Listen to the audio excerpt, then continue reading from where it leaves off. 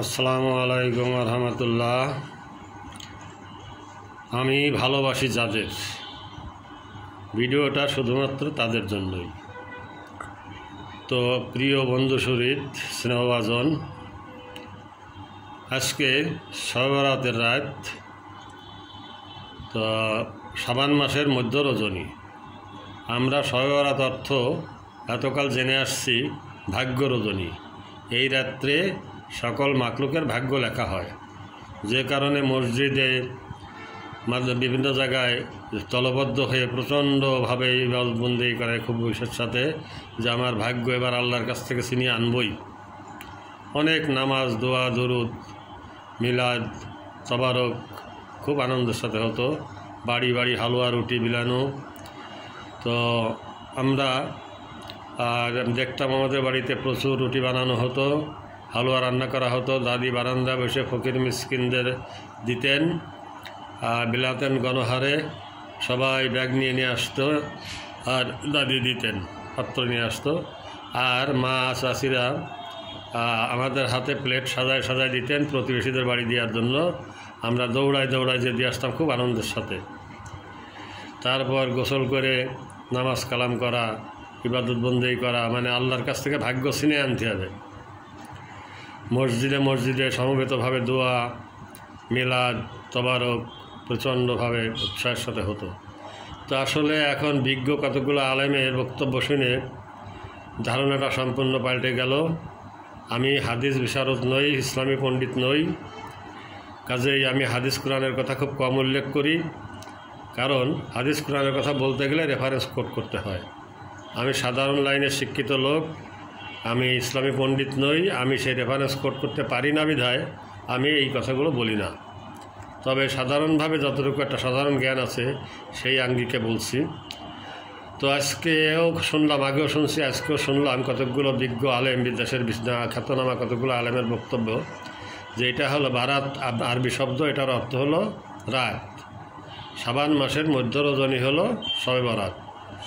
এই দিন আল্লাহ রাব্বুল আলামিন সমস্ত বান্দার দিকে দৃষ্টি দেন বিশেষভাবে, এবং সবাইকে সাধারণ ক্ষমা ঘোষণা করেন। কিন্তু দুইটা শ্রেণী বাদ। এক হলো শিরিকের তো কোনো অবস্থাতে কখনোই ক্ষমা নাই। আর হলো হিংসুটে বা ঝগড়াইটে, হিংসা করে, অন্যের ভালো দেখলে আর ঝগড়া করে। এই দুইটা শ্রেণী বাদে সবার জন্য সাধারণ ক্ষমা ঘোষণা করেন। তো কাজেই সেই মসজিদে যাওয়া বন্ধ হয়ে গেছে, হালুয়া রুটি উৎসব বন্ধ হয়ে গেছে, গ্রামেও এখন বন্ধ হয়ে গেছে।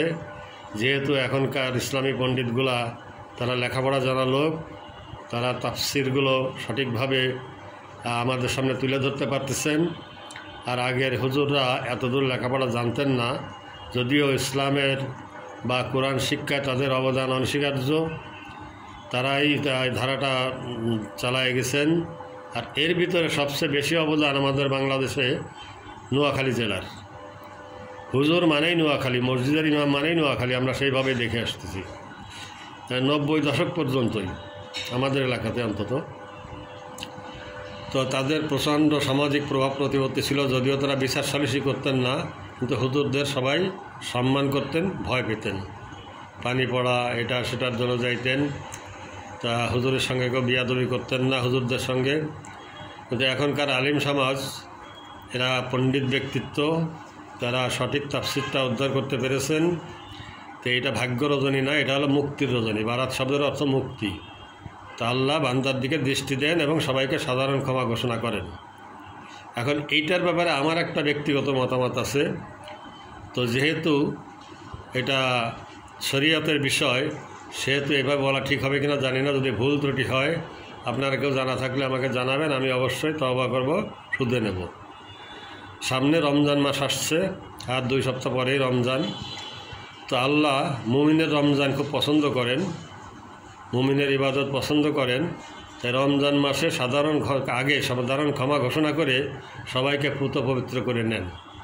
এই উদ্দেশ্যে হয়তো উনি সাধারণ ক্ষমা ঘোষণা করেন। আর এই দিনটা কেন বেছে নিয়েছেন তাও আমি জানি না, হুজুররাও বিস্তারিত কিছু বলেননি এ ব্যাপারে। তো আমি সবার কাছে অনুরোধ জানাবো, আগামীকাল আবার 14 ফেব্রুয়ারি আমরা যারা অভিভাবক আছি আমাদের সন্তানদের সামলে রাখবো। এই দিনটা বিশেষ তাৎপর্যপূর্ণ। আল্লাহ যে ক্ষমা ঘোষণা করবেন, তা ক্ষমার পাত্রটা যেন রেডি থাকে। আল্লাহর ক্ষমা প্রাপ্তির জন্য যে পাত্রটা দরকার, সেই পাত্রটা যেন পবিত্র থাকে, ভালো থাকে, সেই অবস্থায় যেন আল্লাহ দেখেন, আল্লাহর ফেরেশতারা দেখেন। আমরা সেইভাবেই থাকবো। তবে হ্যাঁ, তারা এও বলছেন যে যদি কেউ বিশেষভাবে একা একা নামাজ কালাম একটু বেশি করতে চান, আল্লাহর কাছে দোয়া খায়ের করতে চান, দোয়া একটা বড় ইবাদত, তাতে কোনো দোষের কিছু নাই এবং এটা জায়েজ আছে। তা আমরা আল্লাহর কাছ থেকে, যেহেতু উনি ক্ষমা ঘোষণা করবেন, যেন সেই ক্ষমার সে থেকে